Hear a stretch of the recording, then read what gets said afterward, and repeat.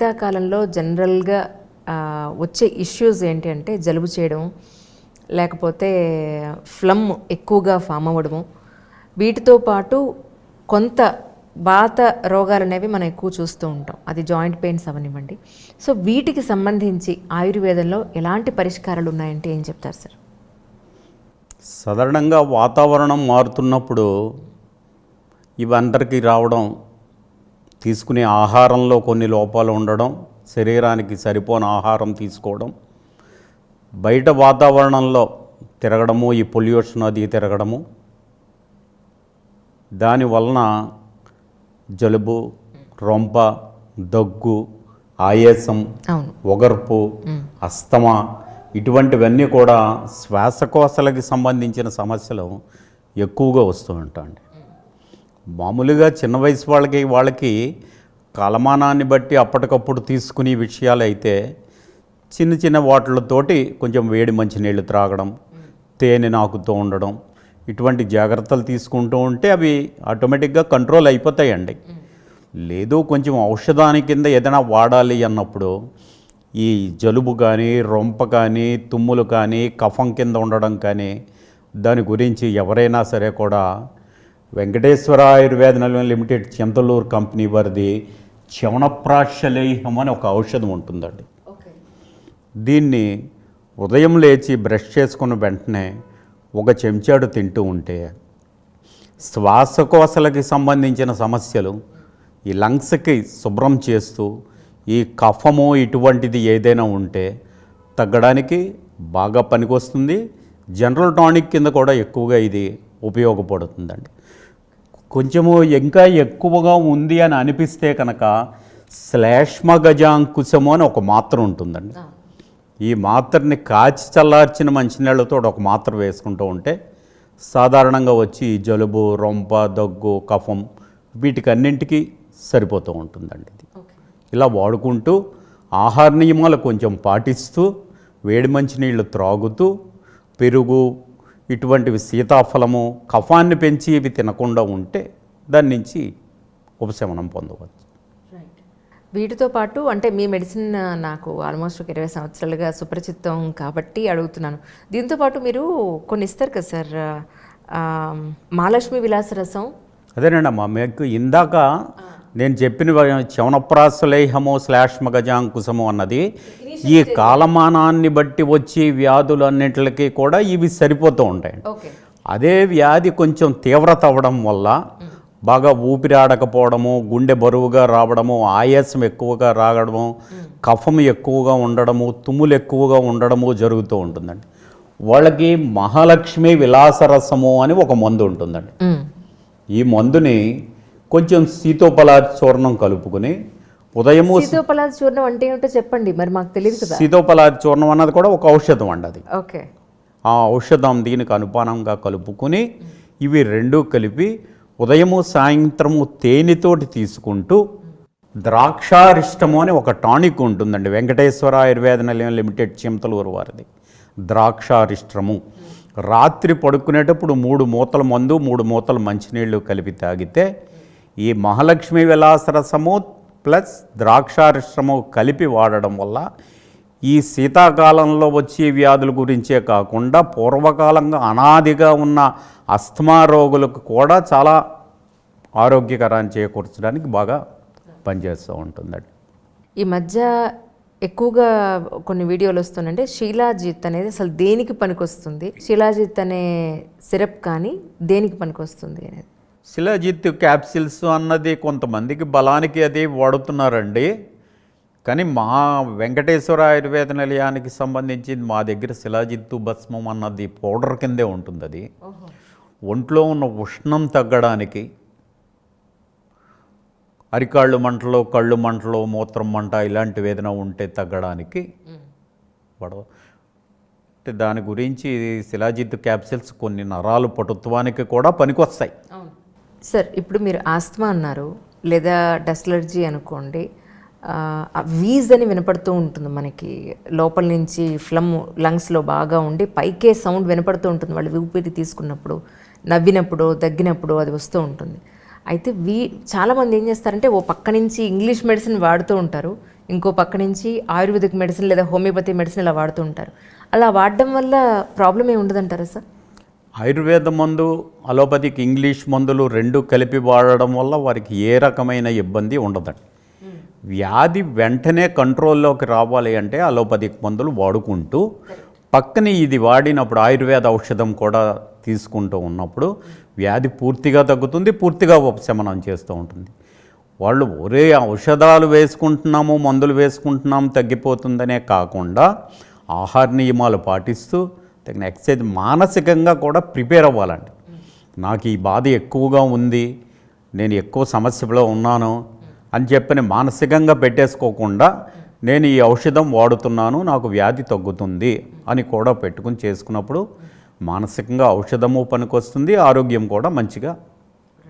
ఆహార నియమాలు పాటించడము, ఔషధం వేసుకోవడము, ఆహార నియమాలతోటి జాగ్రత్తగా ఉన్నప్పుడు ఈ శీతాకాలంలో వచ్చే వ్యాధులే కాకుండా దగ్గు, రొంప, జలుబు, ఆయాసము, అస్తమా, ఒగర్పు వీటిని అన్నింటిని కూడా బాగా కంట్రోల్ చేసుకోవచ్చండి. బాగుంటుంది. ఇప్పుడు మీరు మహాలక్ష్మి విలాసరసం గురించి చెప్పారు. అవునండి. ఇది కాకుండా ఇంకోటి కూడా ఉంటుంది సార్, దాని పేరు ఏకోత్తర వృద్ధి మహాలక్ష్మి విలాసరసం అని కూడా ఉంటుంది. అవును. అంటే అది ఉన్న వ్యాధి ఉన్న తీవ్రతని బట్టి ఔషధాలు 2 రకాలు పెట్టాలా, 3 రకాలు పెట్టాలా, 1 పెట్టాలా అన్నది నిర్ణయించడం జరుగుతుందండి. మామూలుగా అయితే ఇందాక మొదట్లో చెప్పినట్టుగా శ్లేష్మ గజాంకుశంతో సరిపోతూ ఉంటుందండి. చాలా కాలం నుంచి కొంత హెరిడిటీగా వచ్చేది కానీ, పెద్దవాళ్ళ నుంచి వచ్చేది కానీ, లేకపోతే ఈ పొల్యూషన్స్ వల్ల వచ్చేది కానీ, ఇంట్లో పెర్ఫ్యూమ్స్, అగరబత్తులు వీటి వల్ల వచ్చేది కానీ, వీటిని అనాదిగా ఎక్కువ రోజులుగా ఉన్నదైతే మహాలక్ష్మి విలాసరసము, ఏకోత్రవృద్ధి మహాలక్ష్మి విలాసరసము, ఇంకా రసరాట్టు, కఫకేసరి ఇటువంటి ఔషధాలు చాలా చాలా ఉంటాయండి ఆయుర్వేదంలో. ఒకటే కాకుండా అనుపానాలను బట్టి, అవసరాన్ని బట్టి శ్లేష్మ గజాంకుశం ఉంటుందండి, లక్ష్మీ విలాసరసం అని ఉంటుందండి, మహాలక్ష్మి విలాసరసం అని ఉంటుందండి.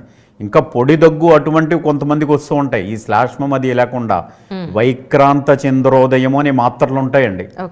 ఈ ఊపిరితిత్తులకి సంబంధించి, శ్వాసకోశ వ్యాధులకి సంబంధించినవి అనేక రకాల ఔషధాలు ఆయుర్వేదంలో వెంకటేశ్వర ఆయుర్వేద నిలయం లిమిటెడ్ చింతలూరు వారు చాలా అనాదిగా 97 సంవత్సరాలుగా ఈ ఔషధాలు తయారు చేసే సంస్థ అండి. అవును సార్, అవును. ఇంతకీ మిమ్మల్ని అందరూ శర్మగారు అంటారు, మీ పూర్తి పేరు ఏంటండి? నా పేరు ఆకొండ లక్ష్మీనారాయణ శర్మ అండి. Okay, right sir. అలాగే నేను మీ దగ్గర ఎసిడిటీకి మీరు అదేంటో ట్యాబ్లెట్స్ ఇచ్చారండి, ముత్యంతో చేస్తారండి ట్యాబ్లెట్ అని చెప్పారు మీరు, నాకు బాగా గుర్తు. సో ఎసిడిటీకి శాశ్వత పరిష్కారం ఆయుర్వేదంలో ఉందంటారా సార్? ఏ వ్యాధికైనా సరే పరిష్కారము అనేది ఉంటుందండి, ఔషధం ద్వారా తగ్గించుకోవచ్చు. కానీ ఔషధము ఒకటే వాడుతున్నాం తగ్గిపోతుంది అని కాకుండా ఆహార నియమాలు పాటిస్తూ ఔషధం తీసుకున్నప్పుడు ఆ వ్యాధి పూర్తిగా నిర్మూలన అవుతుందండి. గ్యాస్ కానీ, అజీర్ణం కానీ, ఎసిడిటీ కానీ, కడుపు ఉబ్బరం కానీ, మలబద్ధకం కానీ, ఇవి అన్ని రకాలు కానీ ఇందులో ఏదైనా కానీ మనము సమయానికి ఆహారం తీసుకోకపోవడం వల్ల ప్రతి మనిషి కూడా ఉదయం బ్రేక్ఫాస్ట్ తీసుకోవాలి, మధ్యాహ్నం లంచ్ తీసుకోవాలి, నైట్ డిన్నర్ తీసుకోవాలి. తీసుకునే ఆహారం సమయానుకూలంగా తీసుకుంటూ ఉండాలండి. టైం కాని టైంలో తినడం వల్ల అవసరం కాకుండా అనవసరమైన ఆహారం, అంటే అన్నీ అవసరమైనవి అని అనుకోండి, oil foods, spicy foods, masala foods ఇటువంటివి తినడం వల్ల, టైంకి ఆహారం తీసుకోకపోవడం వల్ల ఈ జీర్ణ ప్రక్రియ కొంచెం ఇబ్బంది చేసి ఇటువంటి వ్యాధులు వస్తూ ఉంటాయండి. సార్, తర్వాత ఈ వర్షాకాలం, శీతాకాలంలో ఎక్కువగా ఇబ్బంది పడేది కీళ్ళ సమస్యలు, కీళ్ళవాతంతో ఉన్నవాళ్ళు, లేదంటే జాయింట్ ఇష్యూస్ ఏమన్నా ఉంటే ఎక్కువగా పెయిన్స్ అనేవి కనపడుతూ ఉంటాయి. సో అలాంటి వాటికి ఆయుర్వేదంలో ఉన్న మెడిసిన్ అంటే ఏమని చెప్తారు సార్? పూర్వకాలంలో ఒక 60 సంవత్సరాలు దాటిన తర్వాత ఎవరికైనా ఈ మోకాళ్ళు, మోచేతులు, నడుము, మడ ఇటువంటి నొప్పులు రావడము, కీళ్ళు పనిచేయకపోవడం అది జరుగుతూ ఉండేవండి. ప్రస్తుత కాలమానాన్ని బట్టి ఒక 30 సంవత్సరాల వయసు వాళ్ళకు కూడా, చిన్నవాళ్ళకు కూడా ఈ నొప్పులు స్టార్ట్ అయిపోతున్నాయండి. ఆహార లోపం వల్ల, సరైన ఆహారం, పటుత్వం కలిగే ఆహారం తినకపోవడం వల్ల, రక్త ప్రసరణ సరిగ్గా జరగకపోవడం వల్ల, జాయింట్స్ అరగడం వల్ల ఇటువంటి లక్షణాలు ఎక్కువ మందికి వస్తూ ఉంటాయి. దీనికి ఆయుర్వేదంలో బృహద్వాత చింతామణి అని ఒక మాత్ర ఉంటుందండి. ఇది ఏ రకంలో ఉన్నవా, ఏ రకమైన నొప్పులైనా, మోకాళ్ళు, మోచేతులు, నడుము, కీళ్ళు, జాయింట్స్, మెడ, ఈవెన్ పక్షవాత లక్షణాల దగ్గర నుంచి కూడా తగ్గించడానికి చాలా బాగా పనిచేస్తుందండి. సో వీళ్ళు కొంచెం వంకాయ, గోంగూర, బంగాళాదుంప, శనగపప్పు ఇటువంటి పదార్థాలు ఆహారం వల్ల తీసుకోకుండా ఈ మాత్రలు వేసుకుంటూ, నారాయణ తైలం అనేది ఒకటి, ఏ ప్రదేశంలో నొప్పి అయితే ఉందో ఆ ప్రదేశంలో పైన రాస్తూ ఉంటే వారికి ఆ బాధలు బాగా తగ్గుతాయండి. రైట్. అంటే ఆయుర్వేదానికి పచ్చం చేయాల్సిందే అంటారు. ఉంటుందండి. ఆయుర్వేదానికనే కాకుండా డాక్టర్లు అందరూ అన్నీ తినేయచ్చు అని చెప్పి చెప్తారండి. సాధారణంగా అందరూ కూడా తినకముందర ఒక మాత్ర, తిన్నాక ఒక మాత్ర వేసుకోమంటారు. అంటే ఈ మాత్ర వేసుకుని ఏదైనా తినేసేయి, ఓకే, తినడానికి ఏమైనా ఉన్న దోషాలు పోవడానికి ఈ మాత్రం. అంటే అలా కాదండి. ప్రతి వాళ్ళు కూడా సాత్విక ఆహారం, అన్ని రకాల కాయకూరలు, ఆకుకూరలు, పప్పు పదార్థాలు, మంచి ఆహారం తీసుకుంటూ ఉంటే అసలు అనారోగ్యమే ఉండదండి. టయానికి ఆహారం తీసుకోకపోవడం వల్ల, అనుకూలమైన శరీరానికి అవసరమైన పదార్థాలు తినకపోవడం వల్ల, ఇప్పుడు బయట అనవసరమైన ఫుడ్స్ అన్నీ తినడం వల్లే అనారోగ్యాలు ఏదైనా వస్తాయి. డయాబెటిక్స్ అనేవి ఇప్పుడు చాలా ఎక్కువగా చూస్తూ ఉన్నాం.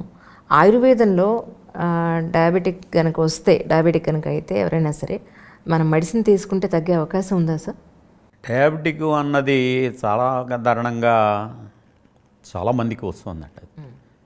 పూర్వం చాలా తక్కువగా ఉండేది, ఈ మధ్యన అందరికీ ఎక్కువైపోయింది. జీవనశైలి సరిగ్గా లేకపోవడం, ఇందాక చెప్పానంటే టయానికి సరిగ్గా ఆహారం తీసుకోకపోవడం, టైం కాని టైంలో తినడం, ఏదో ఒకటి బయట దొరికిన ఆహారం తినేయడం, శరీరానికి సరిపడ వ్యాయామం లేకపోవడం, దీనివలన ఒత్తిడి వల్ల పెరిగిపోతుంది. రోగాలన్నింటికి మూల కారణం అవి మాత్రమే. అంతేనండి. ఓకే. ఒత్తిడి పెరిగిపోతుంది. ఒత్తిడి పెరిగిపోవడంతో టెన్షన్ తోటి ఏ సమస్యలైనా వస్తాయి. సమయానికి ఆహారం తీసుకుని, సమయానికి నిద్రపోయి, సమయ ప్రకారము శారీరక శ్రమ, వాకింగ్ ఇలాంటివి చేసుకుంటూ ఉన్నప్పుడు ఏమీ ఉండదు. సో చాలామందికి ఇప్పుడు అన్నీ ఈ స్పీడ్ టైంలో జరగటం లేదు అలాగా. దాని గురించి చాలామందికి వస్తూ ఉందండి. దీనికి వసంత కుసుమాకరం అని ఒక ఔషధం ఉంటుందండి. అది 20 రకాల మేహాల్ని తగ్గిస్తుందండి. 20 రకాల మేహాల్లోనూ ఒక రకమైన మేహం మధుమేహం. ఈ మధుమేహం డయాబెటిక్ పేషెంట్లకి అది షుగర్ లెవెల్ ఎలా ఉండాలో అలా కంట్రోల్ చేస్తూ, దానివలన ఇతర ఇబ్బందులు ఏమీ లేకుండా, అంటే వాళ్ళ సాధారణంగా ఈ షుగర్ ఉన్న వాళ్ళకి మూత్రం ఎక్కువ సార్లు అవుతూ ఉంటుంది, పాదాలు మంటలు, తిమ్మిర్లు వస్తూ ఉంటాయి, నరాల బలహీనత అది ఏర్పడుతూ ఉంటుంది. అటువంటివి ఏమీ లేకుండా చేస్తూ ఉంటుంది. ఔషధం ఉంటుంది, వసంత కుసుమాకరం ఔషధం చాలా బాగుంటుంది. పేటెంట్ డ్రగ్ VK4 డయాకాన్ అని ఒక మాత్రలు ఉంటాయి. VK4 డయాకాన్ ఇది చాలా చాలా ప్రత్యేకమైన ఔషధం అండి. షుగర్ పేషెంట్లకి చాలా ఆరోగ్యాన్ని చేకూరుస్తుంది. చాలా యాక్టివ్గాను ఎనర్జిక్గాను ఉండేలా చేసి షుగర్ లెవెల్ని కంట్రోల్ చేయడానికి చాలా గొప్ప ఔషధం అండి. డాక్టర్ గారు ఇలాగా మీరు చెప్పేస్తున్నారు కదా అని మీరు సొంతంగా వాడేయకండి. ఎందుకంటే సమస్య ఎంత ఏ రేంజ్లో ఉంది అని తెలుసుకుని దానికి తగ్గట్టుగా పాళ్ళు, దానికి తగ్గట్టుగానే వేసుకోవాల్సిన మోతాదులు ఆధారపడి ఉంటాయి. మీరు సొంత వైద్యాలు మాత్రం చేసుకోకండి. వెళ్ళి డాక్టర్ని కన్సల్ట్ అవ్వకుండా మీరు ఇక్కడైతే చెప్పేశారండి ఈ ప్రోగ్రాంలో ఇది వాడేసామని మాత్రం అనుకోండి. అంతేనా? కరెక్ట్, 100% కరెక్ట్ అండి. ఇప్పుడు నేను చెప్పాను కదా, ఈ మందు అందరూ కూడా కొనుక్కుని వాడేయచ్చును కదా అని చెప్పిన మటుకు మాత్రం ఎవరు కూడా కాదండి. శరీర తత్వాన్ని బట్టి ఆహార నియమాలని బట్టి వేషుదుకుని మందు వేసుకుని సమయాన్ని కేటాయించిన దాన్ని బట్టి డాక్టర్ సలహా ప్రకారమే వాడాలి తప్ప ఏదో నేను చెప్పాను కదా అని చెప్పని మీరు కొనేసుకుని వాడేయడం వల్ల మటుకు మాత్రం మంచిది కాదండి. ఏదైనా అడ్వైస్ ప్రకారము వాడడమే మంచిదండి. ఆయుర్వేదం వేడి చేసేస్తుంది అనేవాళ్ళు కొంతమంది ఉంటారు. ఈ వేడి చేయడం అనేది నిజమేనంటారా మీ ఉద్దేశ ప్రకారం? అమ్మ, ఏ మందులో కూడా ఆయుర్వేదం కానీ వేరే కానీ ఇంకోటి కానీ వేడి చెయ్యడము చలవ చేసేయడము అనేది జరగదండి. మనం తీసుకునే ఆహారాన్ని బట్టి మన శరీరతత్వం మారుతూ ఉంటుంది. ఆయుర్వేద ఔషధాలు వేసుకున్నా కానీ శరీరతత్వానికి సరిపోతేనే ఆ ఔషధం సూచించడం జరుగుతుందండి. అందుకని ప్రత్యేకంగా మందులు వేసుకున్నంతట్లోకి వేడి పెరిగిపోతుంది అని మటుకు మాత్రం జరగదండి. సార్ మీకు గుర్తుందా మా బాబు అప్పుడు ఇష్యూ? అవునండి. వాడు హాస్పిటలైజ్డ్ అయినప్పుడు నేను మీ దగ్గరికి వచ్చి మామూలుగా గడవలేదు ఆ రోజు కోటిలో. అవునండి అమ్మ. అంటే ఈ సందర్భంగా మీకు చెప్తున్నాను ఏంటనంటే, రీసెంట్గా మీకు ఆయన ఫోన్ చేసినట్టున్నారు కదా వైజాగ్ నుంచి. ఒక ఆయన పీడిఏ డక్ట్స్ క్లోజ్ అవ్వలేదండి, అంజలి గారు ఇచ్చారు, శర్మ గారు మీ నెంబర్ అని చెప్పి మీతో మాట్లాడారు ఆయన. అవునండి. అయితే ఏమైందంటే సార్, అంటే మీకు గుర్తుందో లేదో, ఈ ఐడ్రీమ్ కెమెరా ముఖ్యంగా చెప్తుంది ఏంటంటే పీడిఏ డక్ట్స్ క్లోజ్ అవ్వలేదు, అప్పటికే 20 రోజులు దాటిపోయింది, ఐసీయూలో వెంటిలేటర్ మీద ఉంది మావాడు. మీరేమన్నారంటే మీరు బ్రెస్ట్ ఫీడింగ్కి ఇవ్వడానికి వెళ్ళినప్పుడు జస్ట్ ఆ బొగ్గలో ఒక తేనె చుక్క, ఈ బొగ్గలో ఒక తేనె చుక్క, మళ్ళీ మీకు మధ్యలో గొంతు అడ్డపడకుండా స్లోగా వాళ్ళు నాలికతో వాళ్ళు నాకుతూ ఉంటారు, హీట్ అనేది ప్రొడ్యూస్ అవుతుంది అని అన్నారు. మీరు నమ్మరు, మీకు అతిశయోక్తిగా ఉంటుందేమో, బట్ యాక్చువల్లీ ముక్కు నుంచి సర్జరీ అంతా ప్లాన్ చేసేసుకున్నారు. చాలా పెద్ద హాస్పిటల్లో మా వాడు పుట్టాడు. పీడియాట్రిక్స్ బెడ్ వూండ్స్ కూడా వచ్చేసాయి సార్. 20 రోజుల తర్వాత వీపు మీద ఒక పుండు, టెస్టికల్ మీద ఒక పుండు వచ్చేస్తే హోప్లెస్ కండిషన్ అని అన్నారు. 3 రోజులు కరెక్ట్గా మీరు చెప్పినట్టుగా బ్రెస్ట్ ఫీడింగ్ ఐసీయూలోకి వెళ్ళినప్పుడు వాళ్ళు బ్రెస్ట్ పుల్లర్ తోటి మిల్క్ తీసి ముక్కు ద్వారా పంపిస్తున్నారు. వెంటిలేటర్ నోట్లో ఉంది బాబుకి, ముక్కు ద్వారా పాలు పంపిస్తున్నారు. వెంటిలేటర్ తీసి మధ్యలో ఒకసారి వాళ్ళు మారుస్తారు. ఆ మార్చే టైంలో నేను బుగ్గలో రాయడం జరిగింది. ఇది ఎందుకంత క్లియర్గా చెప్తున్నానంటే, ఎన్నో రకాల డౌట్స్ రావచ్చు వాళ్ళకి. కరెక్ట్గా మీరు నమ్మరు, సర్జరీ ఇంకా 3 రోజులు ఉందనగా బాబు పల్స్ రేట్ నార్మల్ అయిందండి, హార్ట్ స్ట్రాంగ్ అయింది, పీడిఏ డక్ట్స్ దానంతట అవే క్లోజ్ అయ్యాయి అన్నారు. నిజంగా మీరు నమ్మరు సార్, అసలు ఆ రోజు సంతోషం అంతా ఇంత కాదు. వాడి కోసం 4 రోజులు తిండి తిప్పులు లేకుండా ఏడ్చిన సందర్భాలు మీకు తెలుసు, మీ దగ్గరికి మెడిసిన్కి వచ్చినందుకు గాను. బట్ ఇదే సందర్భంలో నాకు వైజాగ్లో ఒక ఆయన, నేను ఒక సందర్భంలో ఈ ఇష్యూ చెప్పడం జరిగింది. యాక్చువల్లీ అందరికీ ఇలా జరుగుతుందా అంటే మనం చెప్పలేము, బట్ అది అన్ఫార్చునేట్లీ అలా ఎందుకు కలిసి వచ్చిందో, ఆ తేనె అనేది వాడికి ఎలా పనిచేసిందో సర్జరీ లేకుండా తగ్గిపోయింది. ఇప్పుడు నాకు ఈ మధ్య వైజాగ్ నుంచి ఒక ఆయన ఫోన్ చేస్తే మీ నెంబర్ ఇచ్చాను, యాక్చువల్గా ఇలా జరిగిందండి అని చెప్పాను. కానీ మీరు చెప్పారట మరి అంత చంటి పిల్లలకు మనం మెడిసిన్ ఇవ్వలేమండి అని చెప్పని. నిజానికి ఆయుర్వేదం ఏ వయసు నుంచి వాడే అవకాశం ఉంటుందండి? ఒక 3 సంవత్సరాల పిల్లల దగ్గర నుంచి ఎవరికైనా వాడచ్చునండి. 3 సంవత్సరాల లోపు పిల్లలకి అంత, అంటే నా అనుభవంలో అంత సాహసించి చేయడం కంట కూడా నేనైతే 3 సంవత్సరాలు దాటిన పిల్లలందరికీ చేస్తానండి, వాడచ్చునండి. అనేక రకాలుగానండి, ఈ రకంగానే కాకుండా, అంటే మేము ఏదో ఇచ్చేసాము తగ్గిపోయింది అని చెప్పుకోవడం గురించి అని కాదండి. ఒక 30 సంవత్సరాల నుంచి వైద్య రంగంలో నేను ఉన్న దాని మీద అనేక మంది మోకాళ్ళు, మోచేతులు, నడుము, కీళ్ళ నొప్పులు తగ్గిన వాళ్ళు, సంతానం కలిగిన వాళ్ళు, అనేక రకాలుగా మధుమేహ వ్యాధి కంట్రోల్లో ఉంచుకుంటూ ఆరోగ్యంగా ఉన్నవాళ్ళు చాలామంది ఉన్నారండి అమ్మ, ఉన్నారు. ఔషధమే కాకుండా కొన్ని ఆహార నియమాలు చెప్పి వ్యాధులు తగ్గించినవి కూడా కొన్ని ఉన్నాయండి. బరువు తగ్గడానికి ఆయుర్వేదంలో ఏమన్నా చిట్కాలు కానీ మెడిసిన్ కానీ ఉన్నాయని నేను చాలామంది అడుగుతుండేవాళ్ళు. సో ఆ విషయం నాకు నిజంగా తెలియదు, అందుకని మిమ్మల్ని అడుగుదామని చెప్పని అడుగుతున్నాను. సో బరువు తగ్గడానికి నిజంగా ఆయుర్వేదంలో మెడిసిన్ ఉందంటారా సార్? మొదటి విషయం శారీరక శ్రమ ఉండాలండి. రైట్. ఇందాక చెప్పినట్లుగానే అండి, ప్రతి దానికి కూడా శారీరక శ్రమ, ఆహార నియమములు. ప్రస్తుతం బరువు పెరగడానికి ఎవరైనా సరే బరువు పెరిగిపోవడం అనే దానికి కారణం బయట తిళ్ళు ఎక్కువగా తినేయడం, ఫ్యాట్ కంటెంట్ ఫుడ్ ఎక్కువగా తినడం, ఇటువంటి పదార్థాలు అవి ఎక్కువగా వాడుతున్నారు. వాటి వల్లే పెరుగుతారు, శారీరక శ్రమ లేకపోవడం వల్ల పెరుగుతారు. అవి రెండు పాటించినప్పుడు అప్పుడు ఔషధం వాడితే ఉపయోగం ఉంటుంది కానీ అండి, ఔషధం ఒకటి వాడేసి బరువు తగ్గిపోవడం అనేది మటుకు మాత్రం జరగదండి. శరీరం లోపల కొవ్వు అది పెరగడం వల్ల, వాత శరీరం వల్ల బరువు పెరుగుతూ ఉంటారు, శరీరం పెరిగిపోతూ ఉంటుంది. అవి తగ్గాలి అన్నప్పుడు ఔషధాలు వాడుకోవడం అంతే.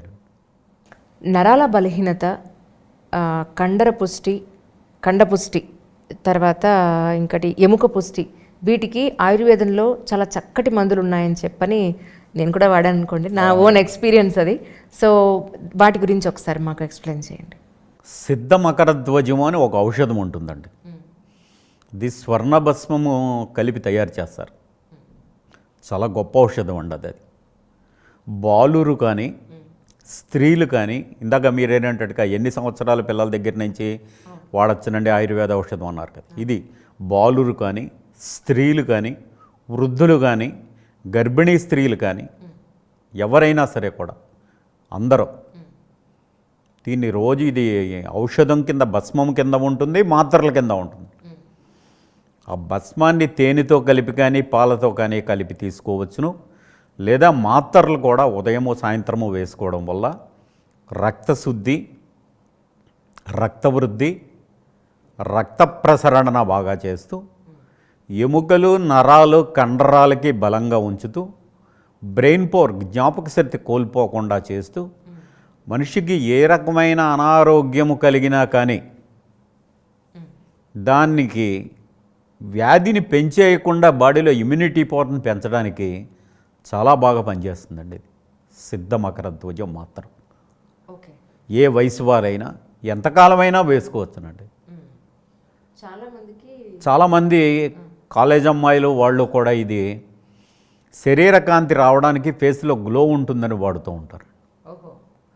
గర్భిణీ స్త్రీలు చాలామంది ఈ ఔషధం వాళ్ళు తీసుకోవడం వల్ల పుట్టి సంతానం తేజస్సుగాను తెలివితేటలుగాను పుడతారని చెప్పని వాడుతూ ఉంటారు. అలా జరిగినవి కూడా చాలా ఉన్నాయండి.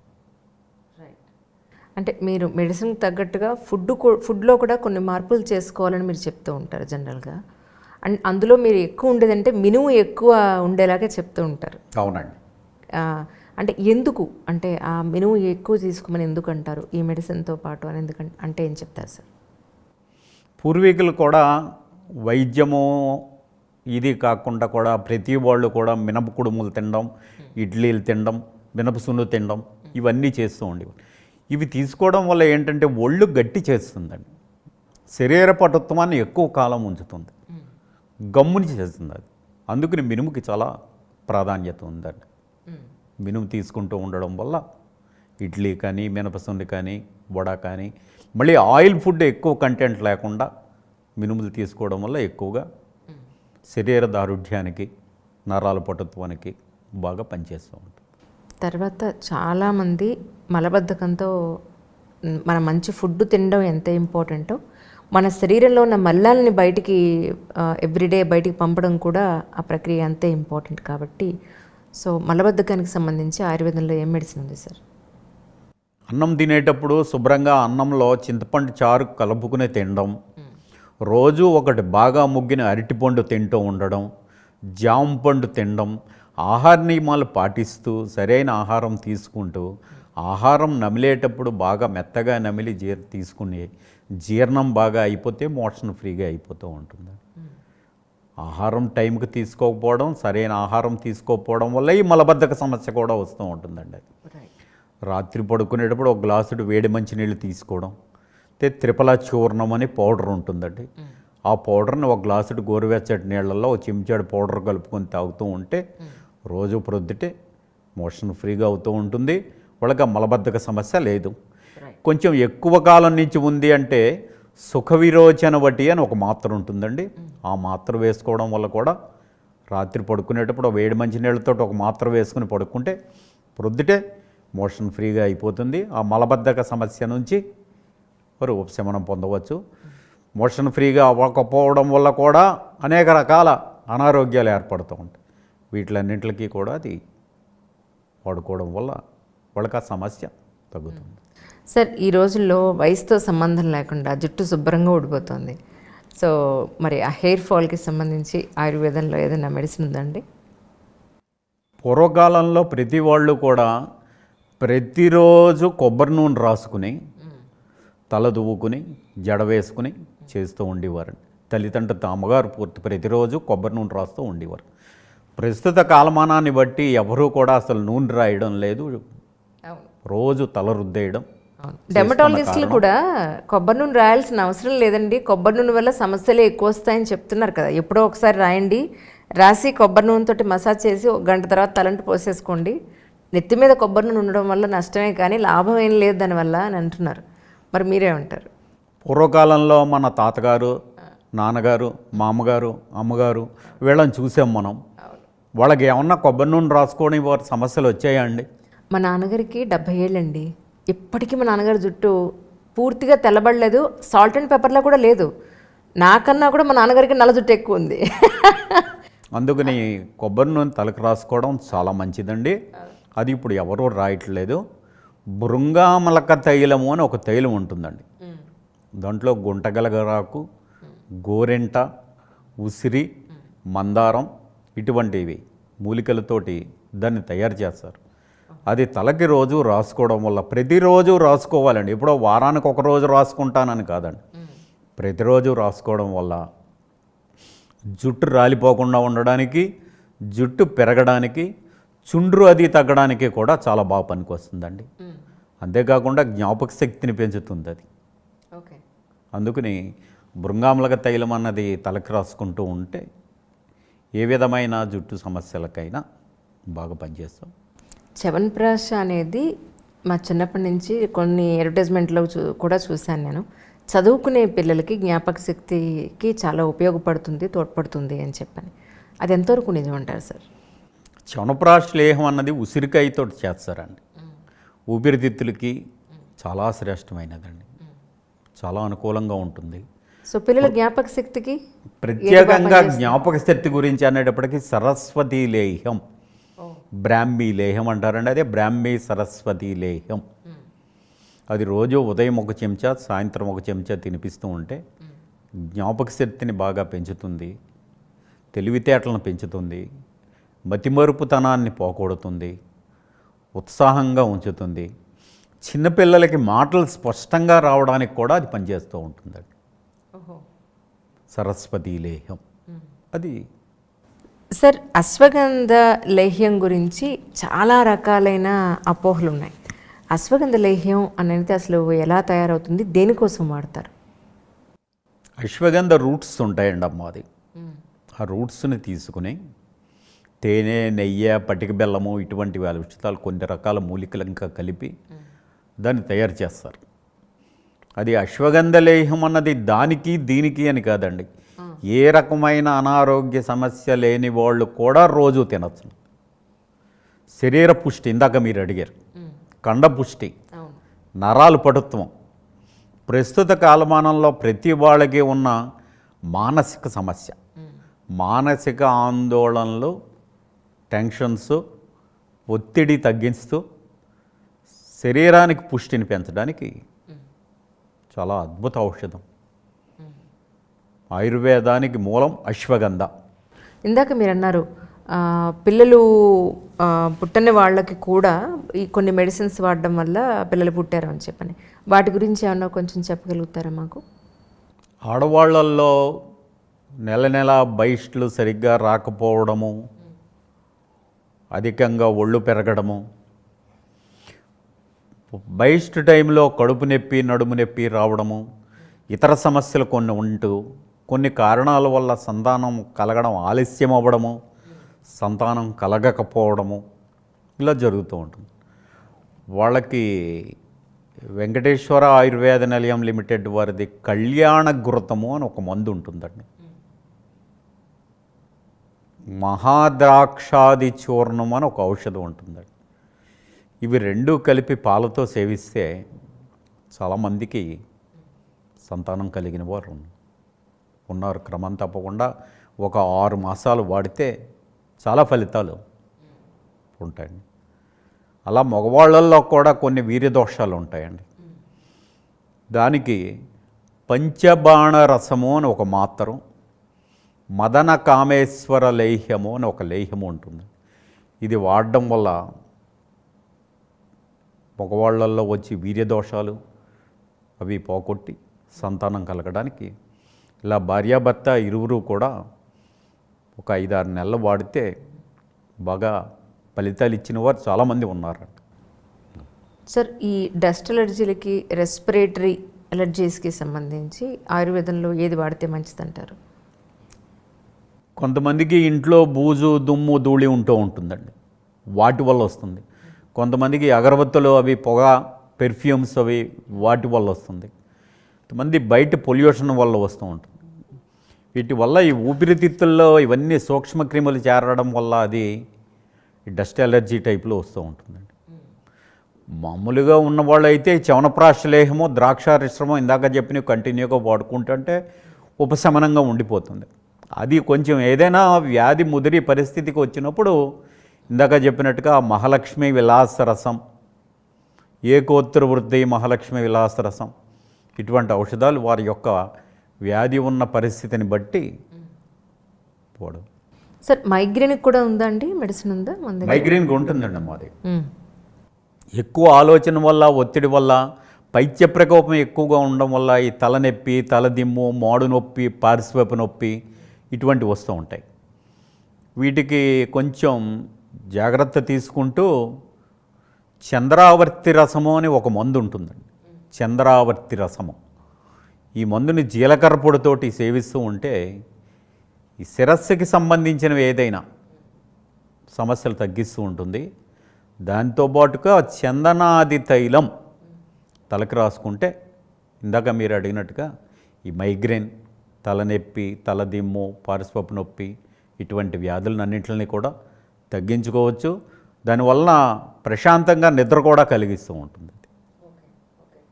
సో అయితే నిద్రలేమితనానికి ఒకళ్ళు నిద్ర సరిగా పట్టట్లేదు అన్నవాళ్ళు కూడా మనకు ఆయుర్వేదంలో కొంత మెడిసిన్ రాసుకోవచ్చు అండి. చందనాది తైలం రోజు తలకి రాసుకుంటూ ఇందాక మీరు అడిగిన అశ్వగంధ లేహ్యం తింటూ ఉంటే ఒత్తిడి తగ్గించి శిరస్సుకి చల్లదనం చేసి ప్రశాంతంగా నిద్ర పట్టేలా చేస్తూ ఉంటుంది. జనరల్గా మీరు ఆల్మోస్ట్ 30 ఏళ్ళుగా మీరు ఆయుర్వేదంలో ఉన్నారు. ఇప్పటి వరకు మీరు ఎక్కువ ఏ సమస్యల మీద మీ దగ్గరికి వచ్చారండి? గత 30 సంవత్సరాలుగా కూడా ఇక్కడ ఈ హైదరాబాదులో చాలామందికి కీళ్ళ నొప్పులు, అస్తమా ఎలర్జీ ఈ 2 వ్యాధుల మీదే ఎక్కువ సంఖ్యలో, మిగిలిన అన్ని రకాల వాటికి ఉంటాయండి. ఒక పైల్స్కి ఉంటుంది, బీపీకి ఉంటుంది, అన్నింటికీ కూడా ట్రీట్మెంట్ చేస్తాం. కానీ ఎక్కువగా ఈ asthma, allergy, sinus, bronchitis, throat infections వీటికి, ఈ ఆర్థరైటిస్, మోకాళ్ళు, మోచేతులు, నడుము, కీళ్ళ నొప్పులు ఈ 2 మీద ఎక్కువ మంది పేషెంట్లు బాగా ఫలితాలు సాధించిన వారు ఉన్నారు. కానీ అంటే సార్, మా నాన్నగారు, మా తాతయ్య గారు, మేము, మా పిల్లలు ఆల్మోస్ట్ 4 తరాల నుంచి మేము వాడుతున్నాము మీ ఆయుర్వేదంది. సపోజ్ మా వాడికి జలుబు చేస్తే లక్ష్మీ విలాస రసం కొంచెం తేనెలో కలిపి పొద్దున్న సాయంత్రం 1.5-2 days ఇస్తే 3rd డేకి జలుబు తగ్గిపోతుంది వాడికి. ఫ్లమ్ కూడా అంతే, దగ్గినప్పుడు ఒకవేళ ఫ్లమ్ వస్తూ ఉంటే ఏకోత్తర లక్ష్మీ విలాస రసం కొంచెం తేనెలో కలిపి 2 రోజులు వేయగానే 3వ రోజుకి పొడి దగ్గు స్టార్ట్ అవుతుంది. అప్పటివరకు వాడికి ఫ్లమ్తో ఉంటుంది దగ్గు, వెట్ కాఫ్ ఉంటుంది, డ్రై కాఫ్లోకి దించుతుంది తర్వాత స్లోగా. అప్పుడు మెడిసిన్లో మనం కొంచెం పాళ్ళు తగ్గించుకుని, లేదా ఒక్కసారి ఎక్కువ వాడినా కూడా కష్టమే కాబట్టి, అంటే మీకు కూడా ఉపయోగపడుతుందని చెప్తున్నాను. ఒక మెడిసిన్ పాళ్ళు వాడడం అనేది వాళ్ళ ఏమంటారు ఆరోగ్య తీవ్రతను బట్టి మీ అడ్వైస్ తోటే మనం వాడాల్సిన అవసరం ఉంటుంది కదా సార్? అబ్సల్యూట్లీ అంతేనంటారా? శరీర తత్వాన్ని బట్టి ఔషధము మోతాదు నిర్ణయించబడి ఉంటుందండి. అది ఒక మాత్ర వేసుకోవాలా, సగం మాత్ర వేసుకోవాలా, పౌడర్ 1 mg వేసుకోవాలా, 2 mg వేసుకోవాలా, అది వయస్సుని బట్టి, శరీర తత్వాన్ని బట్టి అంత మోతాదులోనే వేసుకోవాలి తప్ప, ఇప్పుడు నేను ఏదో ఈ మందు చెప్పాను కదా, ఈ మందు కొనేసుకుని పొద్దున సాయంత్రం వేసేసుకుందాము అని మటుకు మాత్రం సొంతంగా ఎవరు వేసుకోకూడదు, వేసుకోవద్దు కూడా అన్నది. కొంతమంది ఏమంటారంటే ఆయుర్వేదం అందరికీ సూట్ అవ్వదు, లేదా హోమియోపతి అందరికీ సూట్ అవ్వదు, వాళ్ళ శరీర తత్వాన్ని బట్టి ఆధారపడి ఉంటుంది అని అంటారు సార్. దీనికి మీరేమంటారు? అసలు వైద్యము పుట్టింది ఆయుర్వేదముతోటే. ఆయుర్వేదం అనేది మామూలు ప్రకృతి నుంచి లభించేవి. అవి ఏ మనిషికి కూడా ఏ విధమైన ఇతర ఇబ్బందులు రావడం అనేది జరగదు, సూట్ అవ్వకపోవడం అనేది జరగదు. మందు పనిచేస్తే పనిచేస్తుంది, పని చేయకపోతే వ్యాధి తగ్గదు, టైం ఎక్కువ తీసుకోవచ్చు, కానీ దానివలన వేరే ఇతర సమస్య రావడం అనేది మటుకు మాత్రం జరగదండి. నిజంగా సార్. అంటే మీరు అనుకోవచ్చు ఇదేదో పెయిడ్ ప్రమోషన్ అనుకోకండి దయించి, ఇది పెయిడ్ ప్రమోషన్ కాదు. యాక్చువల్గా నేను ఆల్మోస్ట్ ఒక 20 సంవత్సరాలుగా వాడుతున్నాను కాబట్టి ఇంట్రడ్యూస్ చేస్తే బాగుంటుంది, మీకు కూడా ఏదైనా సమస్యలు వచ్చే అవకాశం ఉంటుంది. సో ఆ పాయింట్లో ఒక మంచి విషయాన్ని మీ వరకు చేరవేయాలనే ఉద్దేశమే తప్ప మరో ఉద్దేశం లేదు. నిజంగా సార్ చాలా సంతోషం. ఎన్నో రోజులుగా అనుకుంటూ ఉన్నాను, మీరు దాన్ని పోస్ట్పోన్ చేస్తూ ఉన్నారు, వద్దండి ఇప్పుడు కాదండి అంటూను. ఫైనల్గా మొత్తానికి నాకు ఈరోజు ఇచ్చారు మీరు. చాలా సంతోషం sir. Thank you so much for your great information అండి. థ్యాంక్స్. స్టూడియోకి రప్పించి అవకాశం ఇచ్చినందుకు ధన్యవాదాలు. చిన్నవారు నమస్కారం పెట్టకూడదు. అయ్యో భలేవారే. Thank you sir. Thank you so much sir.